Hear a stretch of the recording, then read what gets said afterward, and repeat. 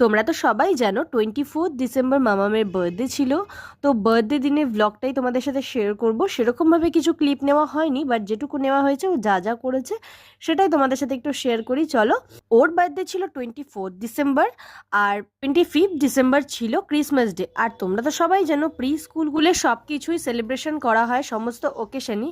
তো সেই কারণে 24 ডিসেম্বর ওর বার্থডে দিনে যেহেতু লাস্ট স্কুল, কারণ 25 ডিসেম্বর থেকে স্কুল ছুটি পড়ে যায়, তো সেই কারণে ওই দিনকেই ওদের স্কুলে ক্রিসমাস ডে সেলিব্রেশন ছিল। তাই মাম্মামকে আমরা সান্টা ক্লজ সাজিয়ে পাঠিয়েছি স্কুলে।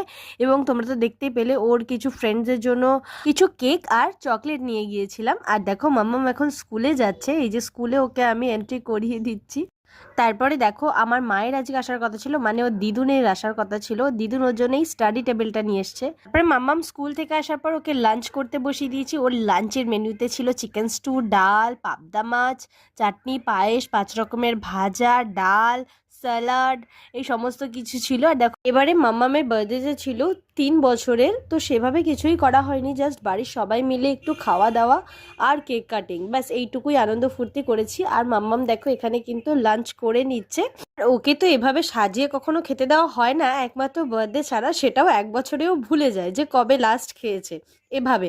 কারণ আমি ওকে মেখে হাতে ধরে খাইয়ে দিই, তো এইভাবে সাজিয়ে খাবার দেওয়াটাকে ও খুব এনজয় করছে, মানে ওর যা ইচ্ছে তাই মুখে নিচ্ছে। তারপরে দেখো ইভিনিংও হয়ে যায়, এখানে আমরা একটু বেলুন দিয়ে জাস্ট ডেকোরেশন করেছি খুব হালকা করে। আর মাম্মাম দেখো বেলুন দেখে তো খুব এনজয় করছে ওর দিদির সাথে। এটা হচ্ছে ওর পিসির মেয়ে, তো ওর সম্পর্কে দিদি হয়। আর এখানে আমরা খুব এনজয় করছিলাম ওদের খেলা দেখে।